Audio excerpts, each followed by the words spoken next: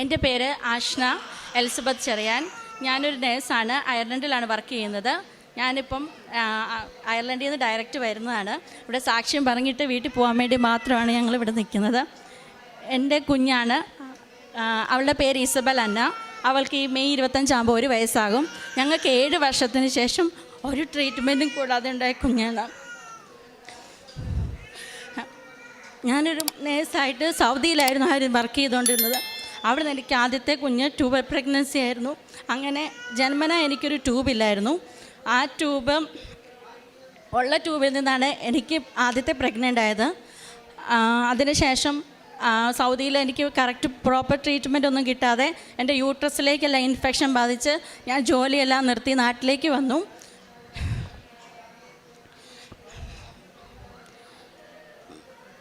പിന്നെ ഞങ്ങൾ ട്രീറ്റ്മെൻറ്റൊക്കെ എടുത്ത് പിന്നെ അവർ ഞങ്ങളോട് ലാപ്രോസ്കോപ്പി ചെയ്യാൻ പറഞ്ഞു. അതിനുശേഷം ട്യൂബിൻ്റെ ബ്ലോക്ക് കുറച്ചൊക്കെ കറക്റ്റ് ചെയ്തു. എന്നാലും കംപ്ലീറ്റ്ലി ശരിയായിട്ടില്ല. അതുകൊണ്ട് ഒരിക്കലും നിങ്ങൾക്ക് ഈ നാച്ചുറലി കുഞ്ഞുങ്ങളുണ്ടാകത്തില്ല, IVF മാത്രമേ ഇങ്ങനെ ഒരു ഓപ്ഷനുള്ളൂ എന്ന് പറഞ്ഞു. അതിനുശേഷം ഞാൻ പ്രാർത്ഥനയോടെ IVFിലേക്ക് പോയി. പക്ഷേ IVF ഫെയിലായിരുന്നു. 2018 ചെയ്തത്. അതിനുശേഷം ഇനി ഞാനൊരു ട്രീറ്റ്മെൻറ്റും എടുക്കുന്നില്ല. എൻ്റെ ഈശോ, എൻ്റെ ദൈവമാതാവ്, അമ്മ മാതാവ് എനിക്ക് തരുവാണെങ്കിൽ മാത്രം ഈ കുഞ്ഞ് മതിയെന്ന് പറഞ്ഞ് ഞാൻ ഇരിക്കുമായിരുന്നു. അങ്ങനെയാണ് ഞാൻ OET എഴുതുന്നത്. അത് ലൈറ്റ് എ ക്യാൻഡിൽ പ്രെയർ എടുത്ത് ഞാൻ OET എഴുതി. 2019 ഫസ്റ്റ് അറ്റംപ്റ്റിൽ തന്നെ മാതാവ് എനിക്ക് പൂർണ്ണ വിജയം തന്നു.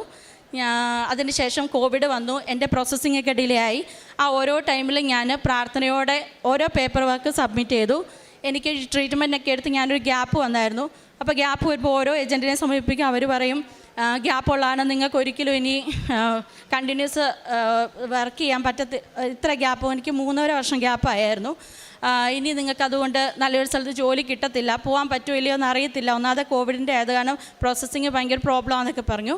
പക്ഷേ അമ്മ ഇടപെട്ട് എൻ്റെ ഓരോ പ്രോസസ്സിങ്ങും വേഗം ചെയ്തു തന്നു.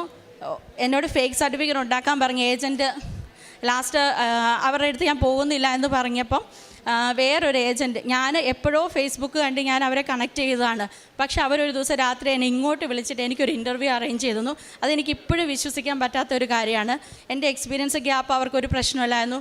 ഫസ്റ്റ് അറ്റംപ്റ്റിൽ തന്നെ അവർക്ക് എന്നെ പൂർണ്ണ ഇഷ്ടപ്പെട്ടു. സാധാരണ അവർ ഒരു ഇൻ്റർവ്യൂവും കൂടെ എടുക്കുന്നതാണ്. പക്ഷേ എനിക്കറിയില്ല, അതെല്ലാം മാതാവ് അവിടെ അറേഞ്ച് ചെയ്തു തന്ന കാര്യങ്ങൾ മാത്രമാണ്. ഒരു റൗണ്ടും കൂടെ ഉണ്ടെന്ന് എന്നോട് പറഞ്ഞത്. പക്ഷേ അവർ അതൊക്കെ ക്യാൻസൽ എന്നോട് പറഞ്ഞു. എത്ര വേഗം പ്രോസസ്സിങ് സ്റ്റാർട്ട് ചെയ്തോ ഇമ്മീഡിയറ്റ്ലി നിന്നെ അവിടെ ഞങ്ങൾക്ക് ആവശ്യമുണ്ടെന്ന് പറഞ്ഞു. എൻ്റെ 2 മാസം കൊണ്ട് ഞാൻ അയർലൻഡിൽ ചെന്നു. അവിടെ എനിക്ക് മലയാളികളുണ്ടോ, ഞാൻ പോകുന്ന ഒരു നഴ്സിംഗ് ഹോമാണ്, അവിടെ ഉണ്ടോ, അക്കോമഡേഷൻ എന്താ ഒന്നും എനിക്കറിയത്തില്ലായിരുന്നു.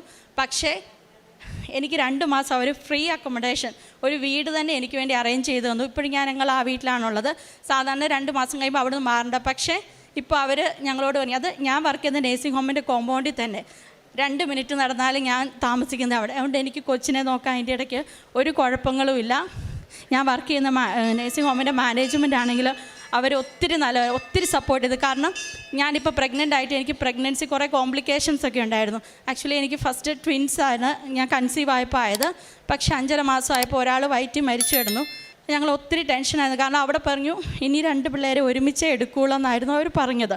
പക്ഷേ ഇൻഫെക്ഷൻ ആവുമോ, എന്ത് ചെയ്യും എന്നൊക്കെയുള്ള ഭയങ്കര ടെൻഷനിലിരിക്കുമ്പോഴാണ് ഇവിടെ ഞാൻ സാക്ഷ്യം കേൾക്കുമായിരുന്നു ഓൺലൈനിൽ.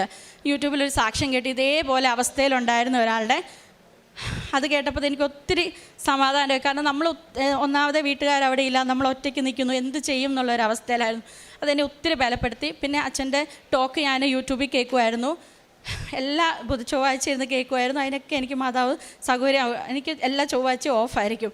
കറക്റ്റ് എനിക്കത് കേൾക്കാൻ പറ്റുമായിരുന്നു. സാക്ഷ്യങ്ങൾ കേൾക്കുമായിരുന്നു. അതെല്ലാം എന്നെ ഒത്തിരി ബലപ്പെടുത്തി. പിന്നെ ഒരു നേഴ്സായി എനിക്ക് ആദ്യം ഞാൻ ഈ പ്രൊഫഷണലായിട്ടേ കണ്ടുള്ളൂ. പക്ഷേ അവിടെ ചെന്ന് കഴിഞ്ഞപ്പോഴത്തേനും എനിക്ക് പേഷ്യൻസിനോടൊക്കെ ഒത്തിരി സൗമ്യമായിട്ട് ഇടപെടാനുള്ള ഒരു അനുഗ്രഹം തന്നു. സ്വന്തം വീട്ടിലെ കുടുംബാംഗങ്ങളെ പോലെയാണ് അവിടെ. ഞാൻ ഒത്തിരി ഹാപ്പിയാണ് അവിടെ. കാരണം അവിടുത്തെ വർക്കിംഗ് എൻവയോൺമെൻറ്റ് അത്രയും നല്ലതാണ്. മമ്മിയാണ് എനിക്ക് വേണ്ടി ഉടമ്പടി എടുത്തത്. ഞാൻ ഓൺലൈനിലെടുത്ത് മമ്മി ഇവിടെ വന്ന് എടുത്തു. കാരണം ഇനി കുഞ്ഞുങ്ങൾ ഉണ്ടാകുന്നില്ല എന്ന് പറഞ്ഞ് എനിക്ക് ഏത് മാസം മമ്മി ഉടമ്പടി എടുത്തോ അതിൻ്റെ കറക്റ്റ് 1 മാസം കഴിഞ്ഞപ്പം ഞാൻ പ്രഗ്നൻ്റ് ആണെന്ന് പ്രഗ്നൻസി ടെസ്റ്റ് പോസിറ്റീവായി. അതൊന്നും എനിക്കിപ്പോഴും അതത്ര അത്ഭുതമായിട്ടുള്ളൊരു കാര്യം. എനിക്കിപ്പോഴും വിശ്വസിക്കാൻ പറ്റാത്തൊരു കാര്യങ്ങളാണ് അതെല്ലാം. പിന്നെ അതിനുശേഷം എനിക്കിങ്ങനെ റെസ്റ്റൊക്കെ വേണമെന്ന്, അങ്ങനെ ആദ്യം എനിക്ക് ട്വിൻസ് ആയിരുന്നല്ലോ, അപ്പോൾ എന്നോട് റെസ്റ്റ് വേണമെന്ന് പറഞ്ഞായിരുന്നു. അപ്പം ഞാൻ വർക്ക് ചെയ്യുന്ന മാനേജ്മെൻറ്റ് പറഞ്ഞു നിനക്ക് ഇഷ്ടമുള്ള വർക്കിംഗ് അവേഴ്സ് ചെയ്താൽ മതി എന്ന് പറഞ്ഞ് 12 hour ഷിഫ്റ്റ് എനിക്ക് ഷോർട്ടാക്കി തന്നു. അതുപോലെ എൻ്റെ അവൈലബിലിറ്റിയിൽ നീ എപ്പോഴാണോ അവൈലബിൾ ആയിട്ടുള്ളത് അങ്ങോട്ട് ചെന്നാൽ മതി. പക്ഷേ നേഴ്സിൻ്റെ എനിക്ക് പേപ്പർ വർക്ക് അങ്ങനത്തെ വർക്കൊക്കെ തന്നു. എൻ്റെ വർക്ക് ലോഡ് നന്നായിട്ട് ലിബറലാക്കി തന്നു. അതെന്നെ ഒത്തിരി എന്നെ ഹെൽപ്പ് ചെയ്തു. അതിനുശേഷം ഞാൻ പറഞ്ഞല്ലോ എൻ്റെ ഒരു കൊച്ചു വയറ്റിൽ മരിച്ചു കിടക്കുമായിരുന്നു. ആ ഒരു അവസ്ഥയെ ഞാൻ ഓവർകം ചെയ്തത് കാരണം ഇത്ര ആഗ്രഹിച്ചൊട്ട് ഒരു കൊച്ച് എന്തുകൊണ്ട് അമ്മ പിന്നെയും അതിൽ നിന്ന് ഒരാളെ എടുത്തു എന്ന് ഞാനിങ്ങനെ വിചാരിച്ചു. പക്ഷേ ഇപ്പം എനിക്കത് മനസ്സിലായി. എൻ്റെ കൊച്ച് നിങ്ങൾ ആദ്യം കണ്ടു കാണുമല്ലോ, അവളിപ്പം കുറച്ച് ടയേർഡാണ്, അതുകൊണ്ടാണ് കൊണ്ടുപോയത്. അവൾ എത്ര ആരോഗ്യത്തോടെയാണ്, കാരണം 7.5 മാസത്തിലാണ് അവൾ ഉണ്ടായത്. ഞങ്ങൾക്ക് 27 ദിവസം അവൾ NICUവിലായിരുന്നു. അവിടുന്ന് അവളുടെ ഇമ്പ്രൂവ്മെൻറ്റ് കഴിഞ്ഞിട്ട് അവർ തന്നെ അത്ഭുതപ്പെട്ടിട്ടുണ്ട് എങ്ങനെ ഈ കൊച്ച് ഇത്ര പിക്കപ്പായിന്ന്. ഉണ്ടായപ്പം 1 കിലോയും 115 ഗ്രാമും ഇവളുണ്ടായിരുന്നുള്ളൂ. പക്ഷേ അവൾ ഓരോ ദിവസം കൂടുതൽ പെട്ടെന്ന്, അവർ വിചാരിക്കുന്നതിലും പെട്ടെന്നായിരുന്നു അവളുടെ ഡെവലപ്മെൻറ്റ്സ്. ഒരു കുഴപ്പമില്ലാതെ ഇവളിങ്ങനെ ഉണ്ടായത് കാരണം അയർലൻഡിൽ നമുക്കെന്ന് പറയുന്നത് മെഡിക്കൽ ഫെസിലിറ്റി എല്ലാ ട്രീറ്റ്മെൻറ്റും അവർ സ്കാനിങ് ഉണ്ടാവും, MRI അങ്ങനത്തെ എല്ലാ കാര്യങ്ങളും ചെയ്തു. ഒരു കുഴപ്പമില്ലാതെ പൂർണ്ണ ആരോഗ്യത്തോടെയുള്ളൊരു കൊച്ചിനെയാണ് അമ്മ ഞങ്ങൾക്ക് തന്നത്. പിന്നെ പറയുന്നത് മമ്മിയുടെ അനിയത്തിയുടെ കാര്യമാണ്. ആൻറ്റി സിസ്റ്ററാണ്, UK വർക്ക് ചെയ്യുന്നത്. ബ്ലഡ് ക്യാൻസർ ആയിരുന്നു. മാതാവ് ഇവിടെ വന്ന് ഉടമ്പടി എടുത്തായിരുന്നു. ആദ്യം മമ്മി എനിക്ക് വേണ്ടിയാണ് ഫസ്റ്റ് വെച്ച്, പുതുക്കിയ സമയത്ത് ആൻറ്റിയുടെ കാര്യമാണ് വെച്ചത്. പൂർണ്ണ സൗഖ്യത്തോടെ ബ്ലഡ് ക്യാൻസറിൽ സുഖപ്പെട്ടു. ആൻറ്റി ഇവിടെ വന്ന് മാതാവിനോട് നന്ദി പറഞ്ഞിട്ടുണ്ടായിരുന്നു. പിന്നെ എൻ്റെ അനിയൻ്റെ കാര്യമാണ് അലൻ. അവൻ IELTS ഫസ്റ്റ് അറ്റംപ്റ്റ് പാസ്സായി. അത് മമ്മി ഉടമ്പടിയിൽ വെച്ച കാര്യമായിരുന്നു. പിന്നെ അനിയത്തിയുടെ കൊച്ച്, അവളും അയർലൻഡിലാണുള്ളത്. അവളുടെ കുഞ്ഞ് 8-ാം മാസത്തിൽ അവൾക്കുണ്ടായതായിരുന്നു. അവൾക്ക് അംനിയോട്ടിക് ഫ്ലൂയിഡ് കുറവായതാണ് അവർ കൊച്ചിനെ വേഗം എടുത്തതാണ്. പക്ഷെ എടുത്തു കഴിഞ്ഞിട്ട് കുറേ കോംപ്ലിക്കേഷൻസ് ഒക്കെ ഉണ്ടായിരുന്നു. പക്ഷേ ഇപ്പോൾ അവൾ പൂർണ്ണ സുഖപ്പെട്ട് വരുന്നു. ഈയിടെ അവൾക്ക് ന്യൂമോണിയ ബാധിച്ച് ICUവിലായിരുന്നു. 1 മാസത്തോളം ICUവിൽ വെൻറ്റിലേറ്ററിലായിരുന്നു കൊച്ച്. ഇന്ന് ഞാൻ ഇവിടെ വന്ന് സാക്ഷ്യം പറയുമ്പം അവളെ സുഖപ്പെടുത്തണമേ എന്ന് പറഞ്ഞ് പ്രാർത്ഥിച്ചാണ് ഞാനിവിടെ വന്നത്. കൊച്ച് വാർഡിലേക്ക് മാറി പൂർണ്ണമായിട്ട് സുഖപ്പെട്ട് വരുന്നുണ്ട്. 2 ദിവസത്തിനുള്ളിൽ ഡിസ്ചാർജ് ആകുന്നതാണ്. അവൾക്ക് ആ കൊച്ച് ഇവയെന്നാണ് അവളുടെ പേര്. എല്ലാവരും പ്രാർത്ഥനയിലൊന്ന് ഓർക്കണേ അവൾക്ക് വേണ്ടിയും.